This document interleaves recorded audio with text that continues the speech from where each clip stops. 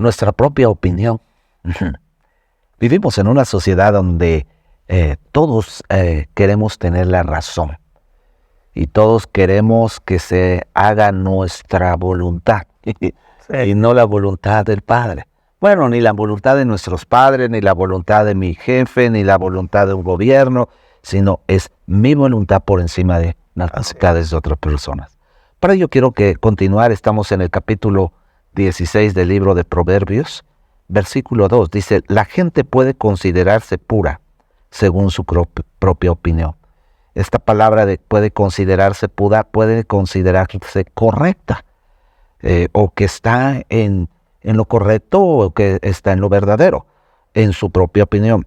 Pero el Señor examina las intenciones del corazón de cada persona.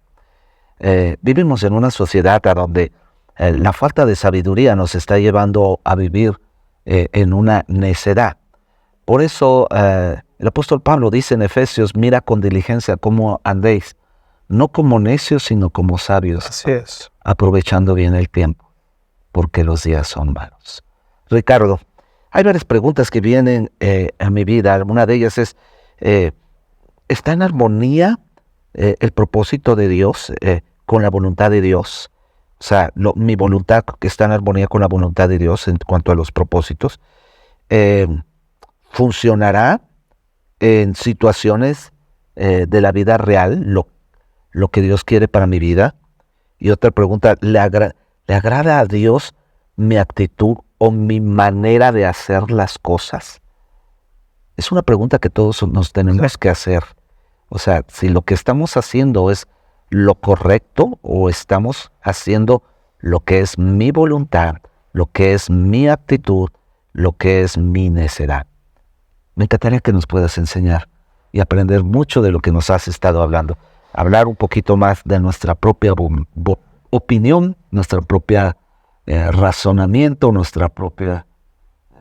Así es, pues vamos a ir aterrizando, ¿no? La gente puede considerarse pura según su propia opinión. Si nos vamos a profundidad, tiene tanto sentido, porque entonces podemos ver a esos ejemplos de familiares nuestros que toman las peores decisiones y tú estás delante de ellos viéndolo y dices, ¿cómo se puede estar divorciando? ¿Cómo puede estar tomando esta decisión? ¿Cómo se puede estar comprometiendo a adquirir esa propiedad que no puede?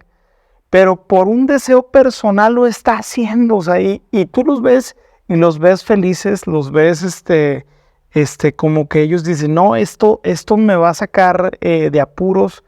Y lo dices, esta es completamente incorrecta esa decisión. Y aquí hace verdad el comportamiento del hombre sin Dios o sin considerar sus planes sobre nuestra vida. Nosotros buscamos muchas veces cumplir ciertas cosas en nuestras vidas, pero no por las motivaciones y los deseos que Dios pone en nuestro corazón, dirigido por su espíritu. Otra vez dirigido por el egoísmo, por el qué dirán, por el yo quiero, por mi comodidad. Y eso siempre nos va a llevar a tomar decisiones que nos perjudiquen en un futuro. Yo quisiera agregar, en Proverbios 14, versículo 12, dice, delante de cada persona hay un camino que parece correcto, que en el fondo, en la pintura de ese camino se ve que termina feliz. Dice, pero termina en muerte. Y nosotros tenemos que traer de moda el establecer la voluntad de Dios en nuestras vidas y el decirle, Señor, quiero los planes que tú tienes para mí, no los míos. Ahora, ¿por qué nosotros no buscamos la voluntad de Dios? Muchas veces es porque no la conocemos o porque tenemos preconcebido ideas de que Dios no nos va a responder. Mucha gente no ora porque piensa que Dios no responde a nuestras oraciones. Piensa que Dios no es un Dios tangible en el que uno pueda depender de Él. Y yo quiero, para ir aterrizando el tema, Dios al pueblo de Israel, en Jeremías 33, versículo 3, le dice, pídeme, y te daré a conocer secretos sorprendentes. O sea, te daré a conocer una voluntad increíble que no conoces acerca de lo que está por venir. O sea, Dios, Él está en el plano eterno y conoce todo del principio a fin. Y tú y yo, en vez de estar investigando, en vez de poder estar evaluando qué decisiones tomamos, podemos ir a la fuente eterna y decirle, Señor, este 2024, ¿qué es lo que quieres que yo haga? ¿En dónde quieres que me invierta? ¿Qué es lo que quieres que cambie? ¿Qué cosas tengo que dejar? En mi vida particular, Tao, yo te he platicado, en otros años yo sentía de parte de Dios crecer las empresas, en específico lo de la ferretería, y lo hice. Tuvimos 4 y una virtual, o sea, 5 ferreterías, pero en este momento yo siento de parte de Dios que eso se tiene que acabar, que le tengo que poner final.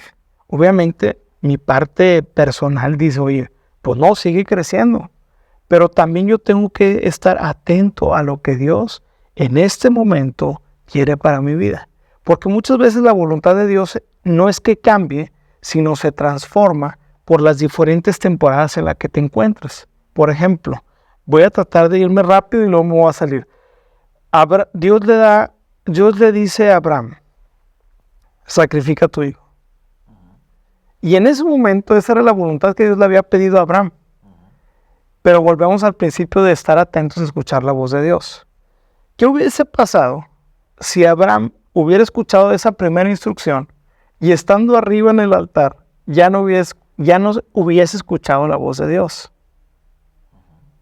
Hubiera sacrificado al hijo de la promesa. Se hubiera ido, como decimos comúnmente, como... Así es. Hay cosas que Dios te dice. La emoción, ¿no? También de... Así es. Vamos ahora. Hay ocasiones que Dios te dice sí para una temporada y no para otra con el mismo tema. ¿Sí me explico? En ocasiones Dios te dice, este es año de crecer en esta área, este año es de hacer este proyecto.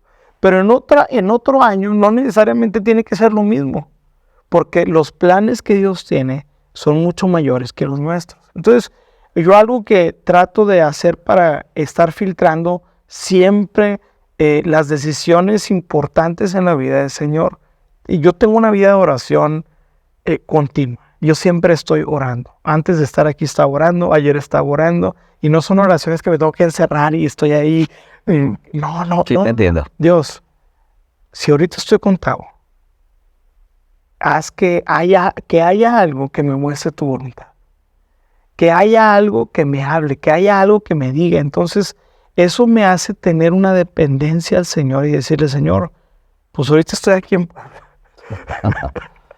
que se haga tu voluntad, y es padre poder vivir en esta dimensión. Yo le llamo de dependencia, pero también de fe, ¿no?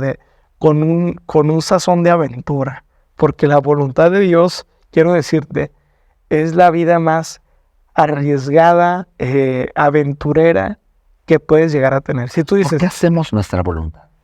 ¿Por qué hacemos nuestra voluntad? ¿Por qué no escuchamos a Dios? Porque no hemos crucificado nuestro yo.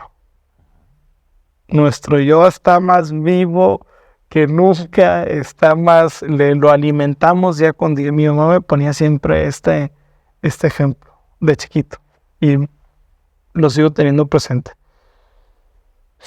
Dentro de ti hay 2 perros. Un perro es el de la voluntad de Dios, que son los planes que Él tiene para ti. Y eso lo alimentas a través de la palabra, a través de la oración, a través de una intimidad con Él. Y ese perro me decía, ese perro va a estar fuerte. Es un perro blanco. Pero también tienes un perro negro dentro de ti. Que ese perro le gusta pecar, le gusta hacer su voluntad, es egoísta. Escucha mucho al diablo, y el diablo, él quiere cumplir la voluntad del diablo. Pero los 2 perros los tienes dentro de ti. Tú decides a quién vas a alimentar. Y el que más alimentes va a ser el que va a terminar ganando. Es el que va a tener más fuerza y poder subsistir. Así es. Si no estás alimentándote, si no estás teniendo una devoción con el Señor, es imposible que puedas caminar en su voluntad. Al menos, si hay alguien que ha podido hacerle sin depender del Señor, pues que nos interrumpa ahorita, porque en lo que yo he vivido no he podido. Quiero terminar como comencé con el versículo de Pablo que decía, mira con diligencia cómo andéis, no como necios, sino como sabios, Sí. aprovechando bien el tiempo, porque los días son malos. Por tanto, no seas insensato, sino entendido de los tiempos y la De los voluntad de tiempos. Dios en nuestra vida. Que este tiempo usted pueda entender que no se trata en mi propia opinión, sino que deje que Dios examine las intenciones de su corazón. Sí. Que tenga un excelente día. Que Dios les bendiga.